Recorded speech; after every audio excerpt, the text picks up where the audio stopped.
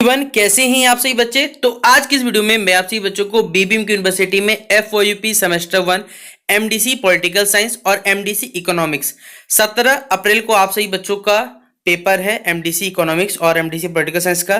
तो आप सभी बच्चों को आज के इस वीडियो में जो सवाल बताऊंगा आप इन सवालों को अच्छे से कर लीजिए। तो आप सभी बच्चे एकदम आपने हमारे वीडियोस अगर एमडीसी के प्ले सेक्शन से सारे वीडियो देख लिए और ये वीडियो देख के चल जाते हैं तो आप सभी बच्चे 75 में 75 ला सकते हैं, क्योंकि आपको एक क्वेश्चन का रफ आइडिया हो जाएगा। और रफ आइडिया अगर आपको हो जाता है तो आप खुद से सवालों को बना के भी लिख सकते हैं। ये अपने आप में क्षमता विकसित हो जाती है।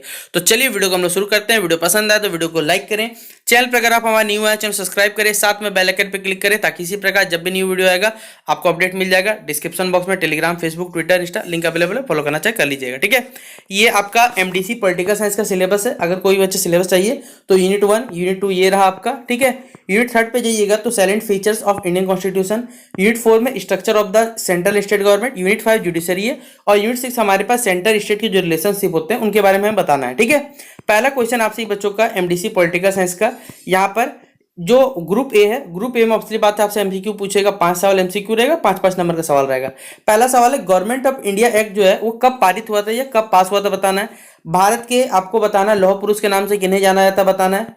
अगला सवाल है फ्रीडम ऑफ जो प्रेस होता है यानी जो बेसिकली प्रेस की स्वतंत्रता होती है वो हमारे संविधान का किस अनुच्छेद में यानी किस बेसिकली हमारे पास आर्टिकल में मेंशन है बताना है। धारा 370 या आर्टिकल 370 आप जिसे कहते हैं वो किससे संबंधित है या किस राज्य से संबंधित बताना है। और हमारे नेशनल सॉन्ग को किसने बेसिकली लिखा था ये हमें बताना है। Who compose the national song of India.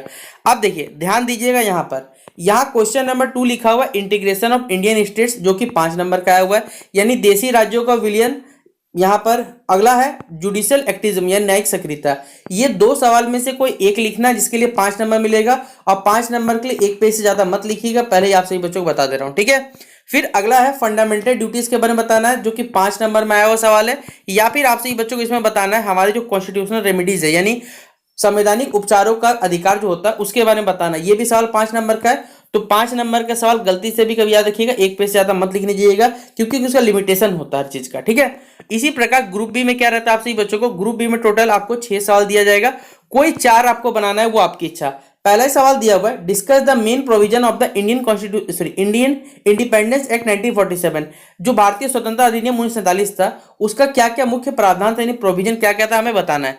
फिर सरदार वल्लभ भाई पटेल का हमारे भारत के जो राज्य सॉरी हमारे भारत के जितने राज्य उनका एकीकरण में उनका जो महत्व है वो बताना है। और ये जितना भी 50 मार्क्स का सवाल आएगा 3 पेज मिनिमम लिखना है, मिनिमम 3 पेज से कम कोई बच्चा नहीं लिखेगा, 3 से ज्यादा जितना लिखना आप लिखिए कोई दिक्कत नहीं, लेकिन मिनिमम 3 पेज आपको लिखना पड़ेगा।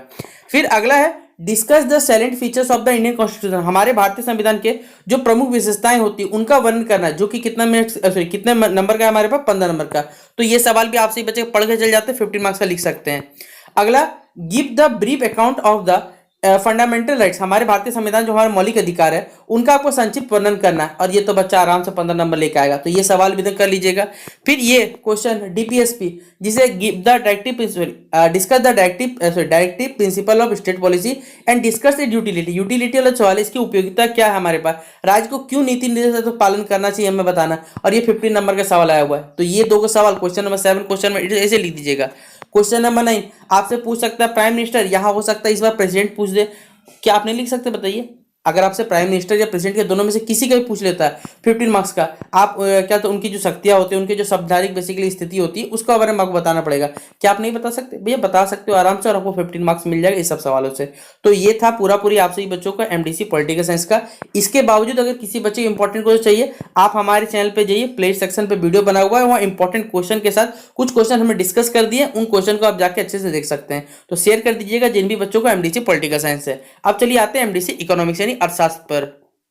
ये है एमडीसी इकोनॉमिक्स का सिलेबस। सबसे पहले यूनिट 1 में इंट्रोडक्शन पढ़ना है, यूनिट 2 कंज्यूमर बिहेवियर है, यूनिट 3 आपका मनी एंड इन्फ्लेशन है, यूनिट 4 बेसिकली बैंकिंग सेक्टर से आपसे पूछा गया, ये पूरा सिलेबस रहा।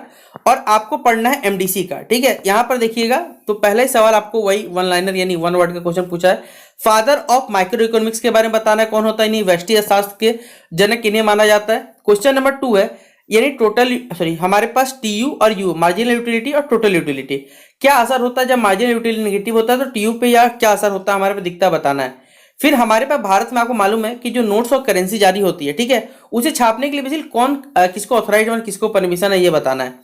अभी वर्तमान के जो हमारे आरबीआई के जो वर्तमान चेयरमैन या जिसे आप कह सकते हैं गवर्नर जी है, उनके बारे में बताना है। कौन सा बोला गया है कि किस बैंक का नाम बदल के स्टेट बैंक ऑफ इंडिया रखा गया था, ये भी आपको बताना है। ठीक है, तो ये सब सवाल 1 मार्क्स के।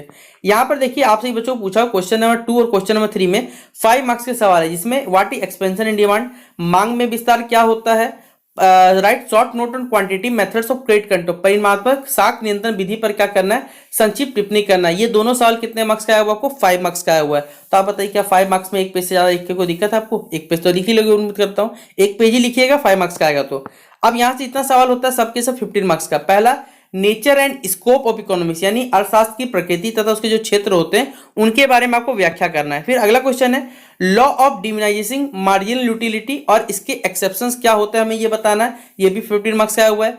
सप्लाई यानी पूर्ति क्या होता है, इसके explain the determinants of supply of commodity, कोई वस्तु मान लीजिए उसका पूर्ति के लिए निर्धारण करें जो भी तत्व होते हैं या कारक होते हैं उनका उल्लेख करना है।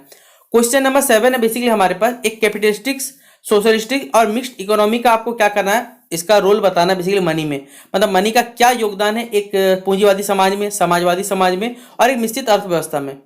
क्वेश्चन नंबर 8 है इन्फ्लेशन यानी मुद्रास्फीति क्या होता है, डिमांड पुल और कॉस्ट पुल इन्फ्लेशन यानी मांग जनित और लागत प्रेरित स्थिति में क्या अंतर होता है स्पष्ट करना है। ऑब्जेक्टिव्स एंड फंक्शन, देखिए यहाँ सेंट्रल बैंक आ सकता है, कभी हो सकता है कमर्शियल बैंक भी आ सकता है, देखिएगा। और कमर्शियल बैंक, सेंट्रल बैंक या फिर कमर्शियल बैंक के जो जो प्रॉब्लम्स होते हैं वो भी आपको बताने बोला जा सकता है, जो 15 मार्क्स का आएगा। तो 15 मार्क्स का आएगा तो 3 पेज मिनिमम, ज्यादा याद रखिएगा, 3 पेज जितना लिख दीजिएगा काफी है। उसके बाद अगर आपको लगता है कि हाँ लिख सकते हैं तो 3 पेज से ज्यादा इतना लिख लीजिएगा।